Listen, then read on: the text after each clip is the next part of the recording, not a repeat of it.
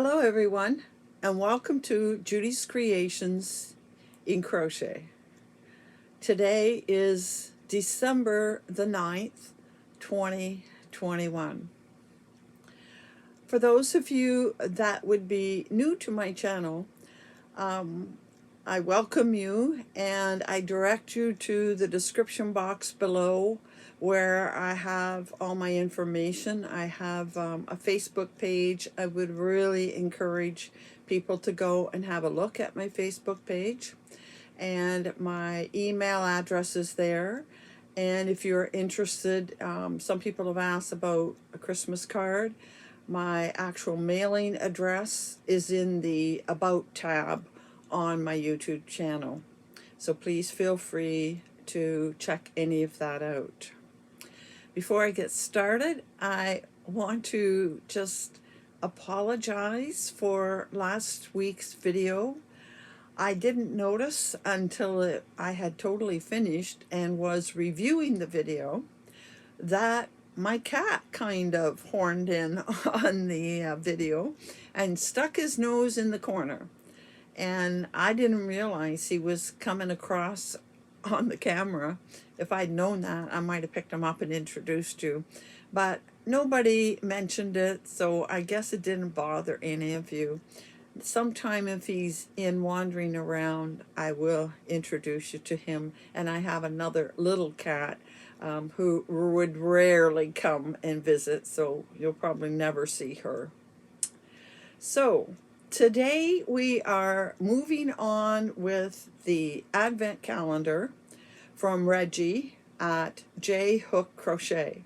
And I know that there are, I think, two others that are opening up the little sacks online as well. I think they are doing it daily, but to do it daily for 24 days, there's just no way I could keep up with that. So as you know, I'm doing it weekly.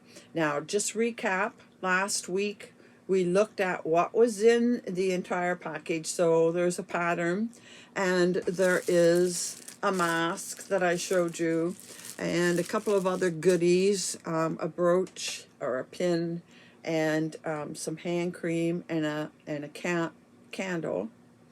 And as well, we opened day 1 and day 2. So here's day 1 and here is day 2. Very nice, full of sparkles. Can you see sparkles? Yes, I think you can see the sparkles, which is making me very happy because I absolutely love sparkles. And now we're going to look at day 3 through 9, and I'll do them one at a time. And then when I'm done, I'll try to hold up all 9 of them. So that was day 1 and 2. Here's day 3, and they are all coming in these nice burlap sacks. Day 3. And here is the color.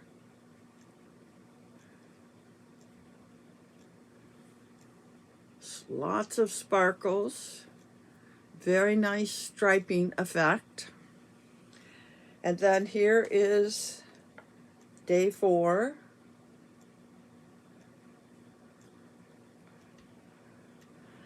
Now, for those that know me, yellow is not my color. But it still is, it's a very nice yellow, but not a color that I will work with. But I'm not too worried about it. I expected there would be some yellows or golds because, I mean, that's part of masquerade, all the bright colors. And how do you come up with 24 different colors if you totally avoid yellow and the family of yellows and golds and even into oranges? So I fully expected there would be some yellow, but I also know that there are going to be some colors I like because Reggie has hinted at that. So there's yellow, day 4. Then day 5, there's day 5. And now we're going back more, well, not peachy, we're going yellow into the definite oranges. And that's a very nice combination.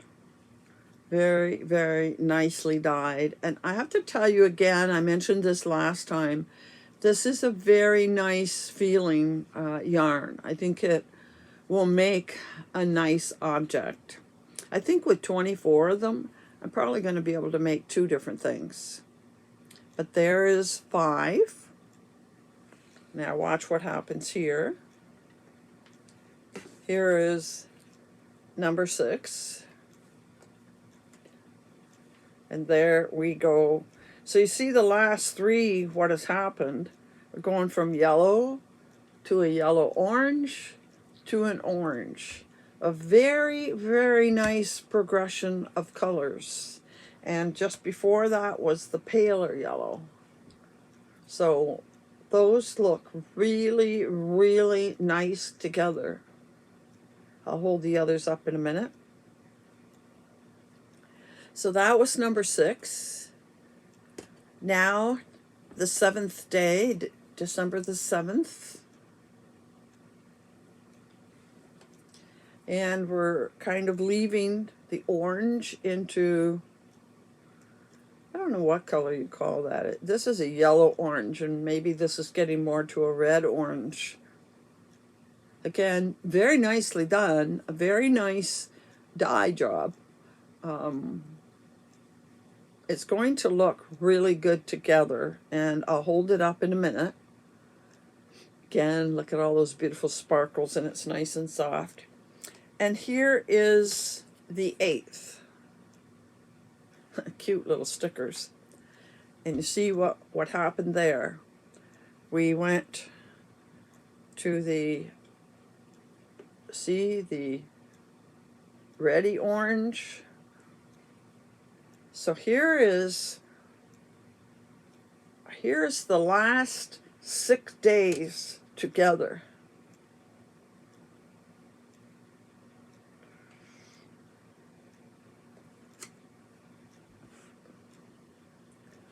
Great job transitioning from one color to the other. And then if I add, good thing I got fairly big hands, if I add the first 2 days, you see how this works into this one. Day 1 and day 7 look a little bit similar. But those are going to make a really, like I'm considering just taking these and putting them together in something. That's 2, 4, 6, 8. And I believe these have 80 meters in them, or 80 yards, not sure which. And that would be 640 yards. I could make something nice out of those together, because those colors all blend into each other so very nicely. That is such a nice blend. I'm going to try to put them on this tray. I have a tray here. And maybe I can hold them all up so that you can see them without them sliding off. See how nicely they all work together? Whoops, they're sliding. But I think you can see that these colors definitely all go in a nice progression. Very, very nicely done. And now, today's November the 9th, so let's get to our 9th package. And yes, I opened it before I came on camera, because some of these are a little harder to untie, and I didn't want to play with them. So today's the 9th. And here's the color today. And I suppose some people would put these together. It's not in my color spectrum, should we say. This is my kind of color. Now where I can see where we're going to get into the colors that I really, really enjoy. I love that. I call it a sort of raspberry red or pink. So I'm hoping that we're now going to go from here into purples and then blues. And Reggie told me to be ready for the 17th of the month. But next week, we will just be opening, darn it, up to the 16th. But this is definitely really, in my mind, a beautiful, beautiful tone. And I like the tonal idea. You know, she has done some tonals, but she's also done some more variegated kind. And I really like that we have the different kinds of dyeing. And of course, I love all the sparkles, and it's exciting to find out what we're going to get in this next week. I can hardly wait. I don't know that I'm ever going to be able to hold them all up, but you can see now we're changing. So I might, because there's 24, and I could easily take these 8 and make something smaller, and then start with this and with what's left to make the big project that she's given us in the package for the Advent calendar. So that brings us to the end of opening the Advent calendar with all our little bags. Now, to finish for today, I said I would be showing you some Christmas items. So I went through and pulled out all the things that I consider kind of Christmassy that I would wear during the holidays. And the first thing is what I am wearing. And I just took this scarf, folded it in half, and threaded it through. But other times I have worn it wrapped around and hanging separate. Now, this is a pearlescent fingering yarn from Expression Fiber Arts, and it's angled at the end. See that it's angled? It is actually stitched the long way, and I'm almost positive, because I know I made it twice, that this is the angled scarf, I think it's just called the angled scarf, by Moogly, Tamara at Moogly. It's her pattern, and like I said, you start with a long chain going down the long way and back and forth to give the angle at both ends. Very, very soft and silky fiber. It is 50% merino and 50% mulberry silk. And like I said, everything that I know and can find, I will link in the description box below. So I wanted to show you some other Christmas items. So we're going to start with what Hope is wearing. And Hope is wearing what I call a fashion scarf. This pattern, I believe, in a quick look, is called 1,000 Kisses by C.J. Brady. And it is typical of a lot of her scarves. They have that kind of boomerang shape. And although I'm not 100% sure, I think the yarn is a yarn I bought last year at Christmas from Ravenswood Fiber. They don't have it this year, so I won't be linking it. But I'm pretty sure that's what it was. And of course, red and greens. And I'm going to put some other things on her, so I won't put this back. It can be worn a few different ways. And one other thing you want to note about this particular scarf. This coming Sunday, Reggie is having on her Yarniversity a sort of Christmas party. And if any of you have followed Reggie, every now and then she has like a party on her Yarniversity where she has lots and lots of donations from various creators or YouTubers or anybody that wants. And she plays games in asking trivia questions and so on. And there are lots and lots of winners. And this particular scarf I have donated to Reggie's party this Sunday. So some lucky person is going to win this, and hopefully it can get to them fast enough that they can wear it this year for Christmas. The last one she had in October, the winner turned out to be somebody who lives in my province, only a few hours away. So that was, of all the people in all the world that are on her site, somebody that close to me won it. And I've made a new friend. So be sure to tune in this Sunday to Reggie's Yarniversity. It's usually at noon hour Eastern Standard Time where I am. Reggie, of course, is in Germany, and I think she does it at 6 p.m. Germany time. So look forward to seeing that on her Yarniversity this week. Now, I'm just going to be quick with this one because you have seen this one before.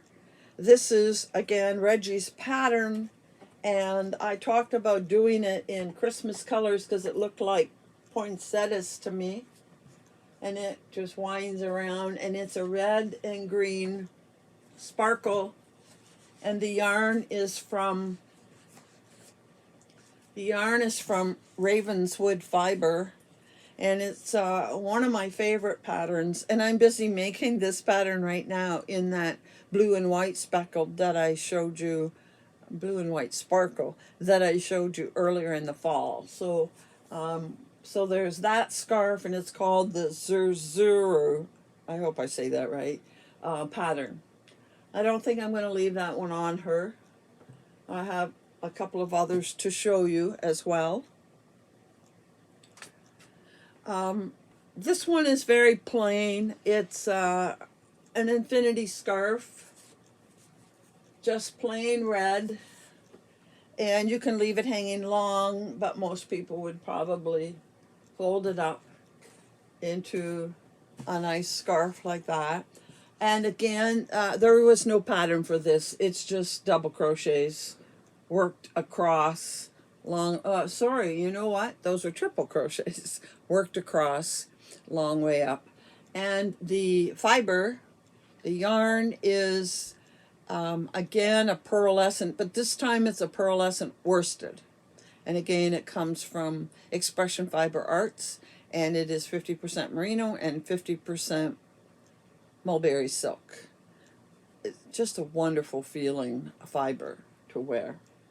Now this next one I'm not going to put on her. This one looks the same as this, but it isn't. I don't know. I think what happened was pearlescent fingering is 550 yards, which is a lot of material. And when you're making something as open as this, it goes a long way, and it blocks large too. So I actually was able to get this angled scarf out of it, and then I got this other scarf, and this one was made the long way, but I'm pretty sure this one, yes, was made crosswise. And it looks to me like some V stitches, probably started this way up, and it looks to me like some V stitches. Yep, look like V stitches all the way up. And again, it's quite long, and you could tie it around your neck, whichever way you like. But again, see this one, I know I've put it on, and I just put it around like this. And never mind my tag, right? They get in the way. And like I said earlier, if you want to see any of these items that I show you, they are on my Facebook page, and the link is in the description box below. So those two are very, very similar because I was able to get 2 scarves out of 1 skein of the pearlescent fingering, which is absolutely lovely yarn. Now, next, I think I'll try to put this next one on Hope as well. The next is a shawl, and this shawl is made out of the Karen Cake Latte. I think I've mentioned it before. They had solid colors one year, and this was called tomato, although it looks red to me, and white. And I still have quite a bit of white that I use in various places. So I just decided to make a plain shawl. Every so often I would do an open weave, and every so often I'd put the white in mixed with the red. It makes a very, very cozy shawl. Can't you just picture being somewhere for Christmas with the fireplace crackling and putting on this nice cozy shawl? And there it is at the back. Not exactly straight, but it's backwards. I'm doing it backwards. But anyway, there's the shawl. Very, very soft and comfortable. And then I have one more shawl. I'll take this one off of her.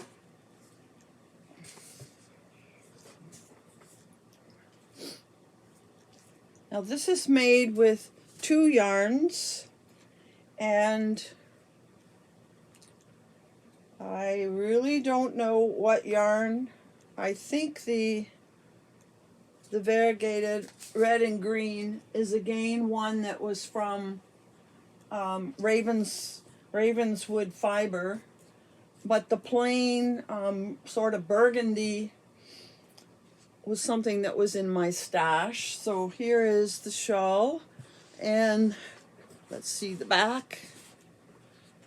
And again, I just did double crochets, and every so often I do a row of open, and I just alternated the variegated with the burgundy because the variegated was just a little too busy to make something by itself. So I alternated it with this beautiful burgundy color, and the variegated red and green is sparkle.